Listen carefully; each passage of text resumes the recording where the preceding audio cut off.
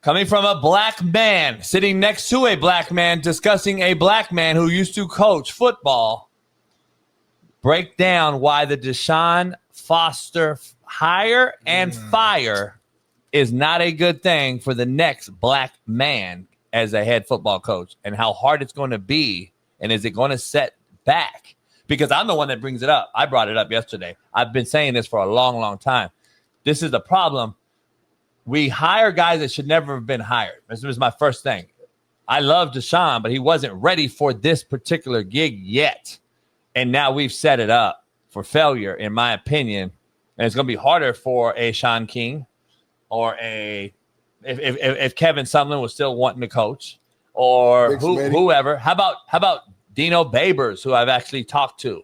How about guys like that aren't even on the radar right now? It does have something to do with JD. It's not about race. This ain't about a race thing. This is specifically about a black coach in a space that now is going to look at a UCLA to say, are we going to hire a black coach again?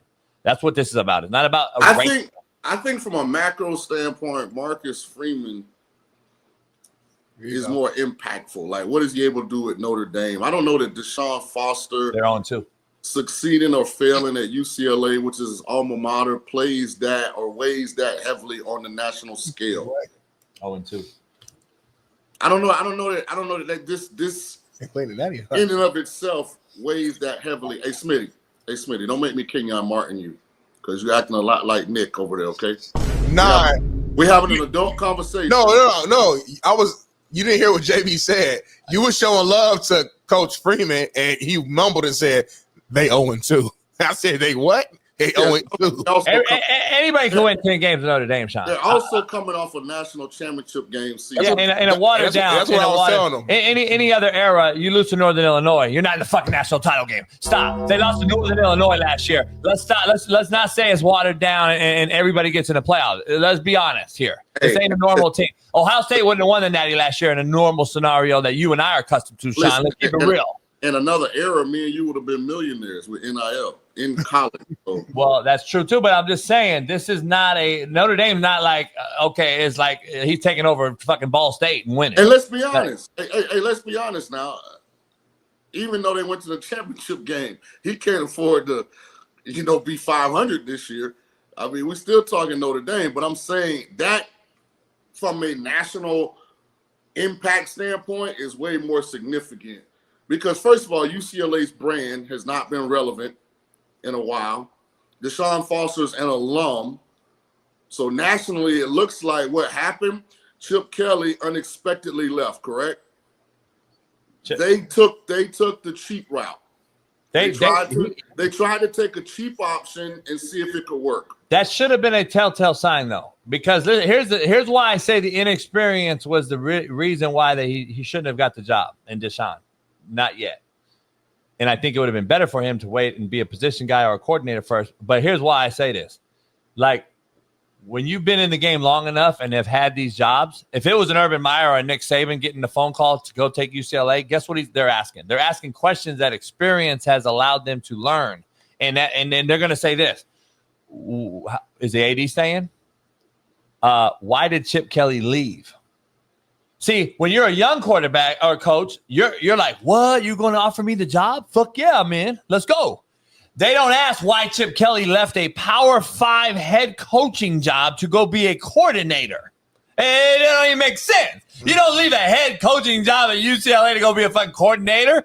It's a bing, bing, bing, red flag alert. Like, that's for me or a guy like Shaun and guys that have done this. Come on, let's be honest. I'm not taking that job. Oh, shit. He left because of what? I'm glad you brought that up, because when we had this discussion about succession at UCLA, it crossed my mind after the show was over. When we were talking about them getting a big name, and I was like, are they internally in a position where a big name would take the job? Because urban means total control. That means I'm in control of the budget. Yeah, like it's going to, so like the one thing about hiring in a comp, even if it's a Jimbo Fisher type, one thing about hiring those guys, if they've been to the top of the mountaintop, so they know what it looks like, and they're going to put pressure on you to make this be a replica of what the mountaintop looks like. At the same time, let me just say, no matter what Deshawn Foster did in 2023, it wasn't going to be his year. Because if he'd have stayed at the Raiders as running back coach, AP got fired. So it was. I'd rather get fired for being the head coach at UCLA than, getting one and done in Vegas with the Raiders. And yesterday we had a three-way conversation. 2 brothers, 2 white coaches, myself, whatever you call me. And we were having this conversation. White. And we were we brought this black coach thing up. You're a DEI hire. Remember I said whatever you call me. Yeah. He said 2 black coaches, 2 white coaches, and whatever you call me. You're fucking white. So there was 5 of us. There was 5 of us. Hey, Smitty, he's a DEI hire. Right. There was 5 of us, Shaun. There was 5 of us, Shaun, and we were like we were breaking down these guys. Dino Babers, West Coast guy, been at UCLA before as a play caller, been in Arizona, been head coach Syracuse, all these different places. We're like great fit, Then you got a guy like David Shaw, name getting brought up. And then, okay, we know how great David Shaw is and what he could do, and that would be great for a Nico if he were to stay, get under a West Coast system, actually get tootled. Okay, Nico got it. You got but here's the point though. David Shaw now is going to say, we're not fucking with David Shaw. We're not fucking with Dino Babers. We're not fucking with anything. That's the Deshawn Foster part of it. That's why we brought this thing up. So now you can just hire somebody just cause. You know what I'm saying? To me, though, that would be a mishandling of the situation by UCLA. Because let's just say I was in charge of this process. Race really not going to play into this. I want the right candidate. I don't give a damn if he Polynesian, if he white, if he black. And Kalani was up for it a couple years ago. Kalani was. South Korean and Vietnamese. I want the right person. You know what I mean? Right. There's two. You said it, Polynesian. There was 2 last couple years ago involved in what I was told they turned it down. Kalani and our boy Kenny, now that's at San Jose State now, did a hell of a job at Navy for all those years. Those 2 guys were very, I guess the interest level was very high. I even heard one of them was offered. They said no. That was when Chip left. So now it's back bringing that up again. Kalani had to address his BYU team yesterday about it, and I'm sure Kenny will get, have to do it the same. I don't know if I think that ball's passed too now. Hey, shout out to Dino Babers. And by the way, just PSA, Dino's a great guy. You won't get another job until you go bald.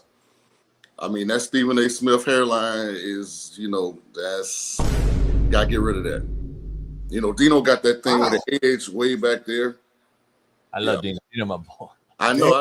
I love Dino too. I think he's a great. Who else? Who else is another? I know. Be honest. You keep it a buck. It's the realest show on earth, right? Keep it a buck. Yeah. He need to go bald. Dino, look, I did it. Look, Dino, I did it. Like Dino, edge way back there. That's not a good look, bro. So you saying his job, his career is connected to him getting a bald head or not? Right. Appearances matter. Gotcha. Appearances do matter though. With the sunroof.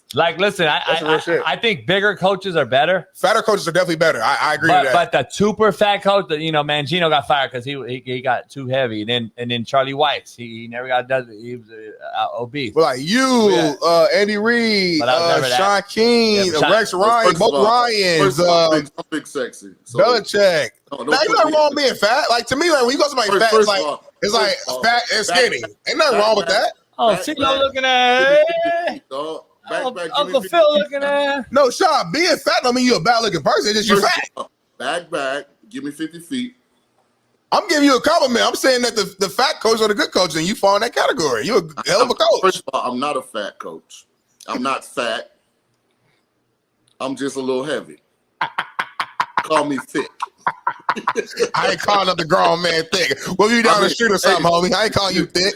I mean, you called the grown man Shelly yesterday. I called him Shell, homie. You watched the show, huh? You a fan?